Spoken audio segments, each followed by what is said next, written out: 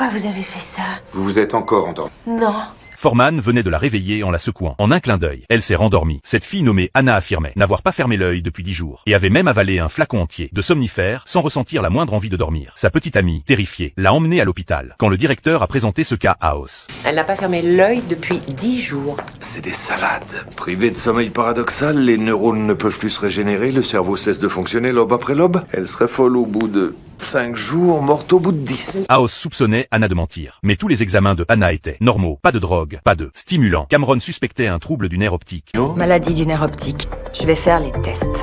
Étonnamment, Anna s'est endormie. Pendant l'examen, Foreman a rapporté la situation à House. House pensait que la maladie était peut-être trop légère pour être détectée par les moyens actuels. Pour faire apparaître la véritable cause, House a décidé d'empêcher Anna de dormir, ordonnant à Cameron et Foreman de la stimuler constamment pour la maintenir éveillée. Pourtant, dès que Foreman la réveillait, elle se rendormait aussitôt. Anna? Après plusieurs tours de ce manège, l'état de Anna a commencé à se détériorer. Sa petite amie a découvert que les draps étaient imbibés de sang. Mais à ce moment-là, la cause n'avait toujours pas été trouvée. House a donc décidé de faire des examens plus approfondis. Très bien. Alors on peut soit baser notre diagnostic sur votre fine analyse des relations homosexuelles, soit faire des tests cutanés.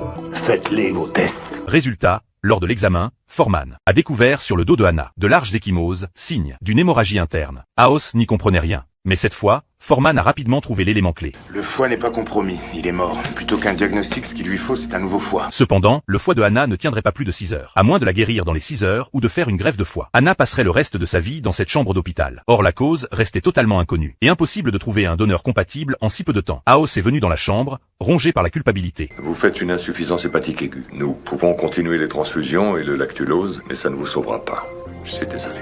Alors que la petite amie de Anna a refusé en larmes. Elle a supplié House de ne pas abandonner. Elle était même prête à donner une partie de son foie à Anna, même si cela ne lui permettrait de vivre que quelques jours de plus. Vous avez de la chance d'avoir une amie aussi dévouée. Mais Anna n'avait jamais imaginé que les choses tourneraient ainsi. Elle voulait rompre avec sa copine depuis longtemps. Maintenant que sa copine se portait volontaire pour donner son foie, elle a dû ravaler ses paroles de rupture. Heureusement, l'opération qui a suivi s'est bien passée. Cependant, les médecins ne parvenaient toujours pas à trouver la vraie maladie. Les médecins ont fait de nombreuses analyses sanguines, mais tous les résultats étaient négatifs. La prise de sang a été faite alors que la patiente était sous immunosuppresseurs, lesquels limitent le rejet et empêchent également une lecture claire des résultats. Sonnez la retraite. House a pris le risque d'arrêter les médicaments, et le taux de globules blancs de Anna est revenu à la normale. Cela signifiait qu'il s'agissait forcément d'une infection. House a rassemblé tous les symptômes, et a finalement trouvé la réponse. Il s'est précipité dans la chambre, a découvert un abcès sous les selles de Anna, a prélevé le pus pour analyse. Le résultat, la peste, une maladie infectieuse mortelle principalement transmise par les puces, mais avec de fortes doses d'antibiotiques. Elle n'est en fait pas difficile à guérir.